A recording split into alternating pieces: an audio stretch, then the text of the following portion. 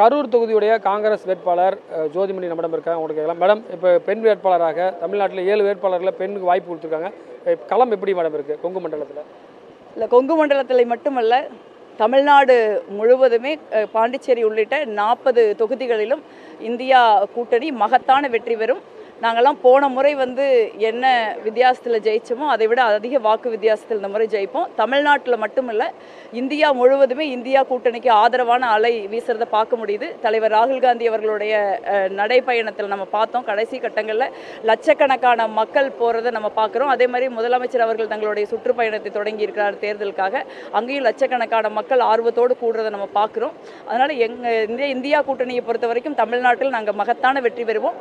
நரேந்திர மோடி அரசாங்கத்தை வீழ்த்துவதில் தமிழகம் ஒரு முன்னணியான ஒரு மாநிலமாக இருக்கும். பிஜேபி மாநில தலைவருடைய அண்ணாமலையுடைய சொந்த ஊர் உங்கள் தொகுதியில் வருது. அதே போல் தங்கவேல் அவர் ஏடிஎம்கே கேண்டிடேட் பார்த்தீங்கன்னா பெரிய அளவில் பிரச்சாரம் ஆங்கிலத்தில் பேசி ஹிந்தியில் பேசிலாம் அந்த வீடியோவில் வைரல் ஆயிருக்கு. செந்தில்நாதன் பிஜேபி கேண்டிடேட் எப்படி இருக்கும் மேடம் போட்டி உங்களுக்கு? இல்லை, பாஜகவின் மாநில தலைவர் அண்ணாமலை கரூர் நாடாளுமன்ற தொகுதியை சேர்ந்தவர். கடந்த முறை கரூர் நாடாளுமன்ற தொகுதிக்குட்பட்ட அரவக்குறிச்சி சட்டமன்ற தொகுதியில் போட்டியிட்டு தோல்வியடைந்தவர்.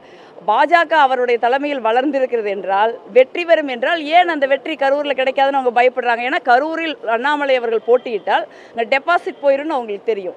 அதனால தான் என்னை எதிர்த்து நிற்க பயந்துக்கிட்டு, இந்தியா கூட்டணி காங்கிரஸ் கட்சி எதிர்த்து நிற்க பயந்துக்கிட்டு தான் பாரதிய ஜனதா கட்சியின் மாநில தலைவர் கோயம்புத்தூருக்கு ஓடி இருக்காரு. நாங்கள் கோயம்புத்தூர் போனாலும் அங்கே அவர் தோற்கடிக்கப்படுவார் என்பதில் எந்த மாற்றமும் கிடையாது. எதிர்த்து நிற்பதற்கே ஒரு ஆள் இல்லாத ஒரு சூழல் தான் கரூரில் மட்டுமில்லை, தமிழ்நாட்டில் பல பகுதிகளில் பல நாடாளுமன்ற தொகுதிகளில் நிலவரத்தை நம்ம பார்த்தோம். ஏன் அப்படின்னா, நாங்கள் ஒரு நாடாளுமன்ற உறுப்பினராக நாங்கள் நிறைய பேர் எல்லாம் மிக சிறப்பான பங்களிப்பை செய்திருக்கோம். குறிப்பாக அதுவும் எதிர்க்கட்சியின் நாடாளுமன்ற உறுப்பினராக இருந்து நீங்கள் 20 ஆண்டு காலமாக கரூரில் செய்யப்படாத பணியெல்லாம் நான் செஞ்சுருக்கேன். குறிப்பாக கல்விக்கு 51% நிதி இந்தியாவிலேயே அதிகம். 100 அரசாங்க பள்ளிகளை ஸ்மார்ட் கிளாஸ் போட்டு மாடர்னைஸ் பண்ணியிருக்கோம். 372 கோடி ரூபாயில் உயர்மட்ட பாலங்கள் அமைச்சிருக்கோம். ஏன்னா அதில் 3000 பேர் 15 வருஷத்தில் இறந்து போயிருக்காங்க. மருத்துவ கட்டமைப்புகளை அரசு ஆரம்ப சுகாதார நிலையங்கள், அரசு மருத்துவமனைகள், மருத்துவ கட்டமைப்புகளை சிறப்பான பங்களிப்பு செலுத்தியிருக்கோம். என்னோட நாடாளுமன்ற உறுப்பினர் அலுவலகம் 80,000 பேர் கொண்ட தொகுதி மக்களை கொண்ட வாட்ஸ்அப் குழுக்களை நடத்தி அதில் மக்களை தொடர்ந்து நாங்கள் கோரிக்கைகளை பெற்று அதுக்கு தீர்வு காண்றோம். நான் ஒரு நாடாளுமன்ற உறுப்பினராக கிட்டத்தட்ட 5 ஆண்டு காலத்தில் கிட்டத்தட்ட ஒரு 6000 கிராமங்களுக்கு போயிருக்கேன், தொடர்ந்து போயிருக்கோம். அதனால் மக்களுடைய பேராதரவும் அன்பும் இருக்கிறத பார்க்க முடியுது. அதே மாதிரி தமிழ்நாடு அரசாங்கத்தை பொறுத்தவரை மாண்புமிகு முதலமைச்சர் அவர்கள் இந்த 2.5 ஆண்டு காலத்தில் கிட்டத்தட்ட 10 ஆண்டு காலமாக அதிமுக ஆட்சியில் செய்யப்படாத பணிகள், புறக்கணிக்கப்பட்ட பணிகளை எல்லாம் செய்து முடித்திருக்கிறார்கள்.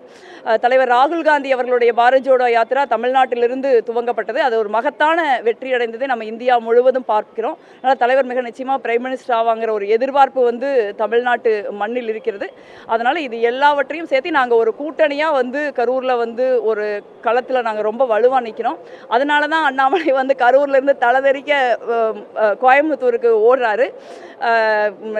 உண்மையிலேயே இந்தியா கூட்டணி வீக்காக இருந்தால் அவர் அங்கெல்லாம் போட்டியிடணும். சொந்த ஊரில் நீங்கள் ஒரு பந்தயத்தில் ஜெயிக்க முடியாத ஒரு குதிரை போய் வெளியூர்லேயே போய் ஜெயிக்கும் போது. கடந்த முறை உங்களுக்கு செந்தில் பாலாஜி இருந்து களப்பணியாற்றினார். இந்த முறை அவர் இல்லாமல் இருப்பது உங்களுக்கு ஏதோ பின்னடைவு தருமா? இல்லை, அவர் இருந்து களப்பணியாற்றியது ரொம்ப ஒரு முக்கியமான விஷயம். ஏன்னா அது கரூர் நாடாளுமன்ற தொகுதியை பொறுத்த வரைக்கும் அது ஒரு காம்ப்ளெக்ஸான தொகுதி. 4 மாவட்டங்களில் கரூர் நாடாளுமன்ற தொகுதி வருது. கரூர், திண்டுக்கல், திருச்சி, புதுக்கோட்டைன்னு இந்தியாவிலேயே 4 மாவட்டங்களில் வர்ற ஒரு வெகு சில தொகுதிகளில் கரூரும் ஒன்று. அந்த மாதிரியான நேரங்களில் அவருடைய பணி ரொம்ப உறுதுணையாக இருந்தது. இப்பொழுதும் திராவிட முன்னேற்ற கழகம் அதே வலுவோடு தான் அங்கே இருக்குது. மிக நிச்சயமாக நாங்கள் எல்லாம் சேர்ந்து அதை பண்ணுவோம். நிச்சயமாக அவர் வெளியில் வந்துடுவார் தேர்தலுக்கு முன்னே நான் நினைக்கிறேன். ஏன்னா அமலாக்கத்துறையை பொறுத்த வரைக்கும் அது பாரதிய ஜனதா கட்சியின் ஒரு அரசியல் ஆயுதமாக பயன்படுத்தப்படுகிறது. எதிர்க்கட்சியை சேர்ந்த அமைச்சர்கள், முதலமைச்சர்கள், எதிர்க்கட்சியை சேர்ந்தவங்களுக்கு எல்லாம். அது மட்டும் இல்லை, சாதாரண 2 தலித் விவசாயிகள் மேலையெல்லாம் கொண்டு போய் PMLA ஆக்ட் போடுறாங்க. அதனால் இந்த அநீதிக்கு ஒரு முடிவு இருக்குது. அந்த முடிவை உச்சநீதிமன்றம் மிக நிச்சயமாக எடுக்கும் நாங்கள் நம்புகிறோம். கரூரில் கடந்த முறை என்ன வாக்கு 420,000 வாக்கு வித்தியாசத்தில் மக்கள் எனக்கு மகத்தான ஆதரவை அளித்தாங்க. தேர்தலில் மட்டுமில்லை, தொடர்ந்து 5 ஆண்டு காலம் எனக்கு அவர்களுடைய அன்பும் ஆதரவும் தொடர்ந்து கிடைச்சிருக்கு. தொடர்ந்து நான் மக்கள் மத்தியில் நான் பணியாற்றியிருக்கேன். அது அவங்களுக்கு நிச்சயமாக தெரியும். அதனால் எனக்கு மீண்டும் ஒரு மகத்தான வெற்றியை கரூரில் அவர்கள் பரிசளிப்பார்கள். தமிழ்நாட்டில் நாங்கள் அனைவருமே 40 வேட்பாளர்கள் தமிழ்நாடு புதுச்சேரியில் மகத்தான வெற்றி பெறுவோம். ஒன்றியத்தில் இந்தியா கூட்டணி ஆட்சி அமையும். பல்வேறு விஷயங்கள் குறித்து அவர் விரிவாக நம்மிடம் பகிர்ந்திருக்கார். புதிய தலைமுறைக்காக ஒளிப்பதிவாளர் மதுவுடன் ரமேஷ்.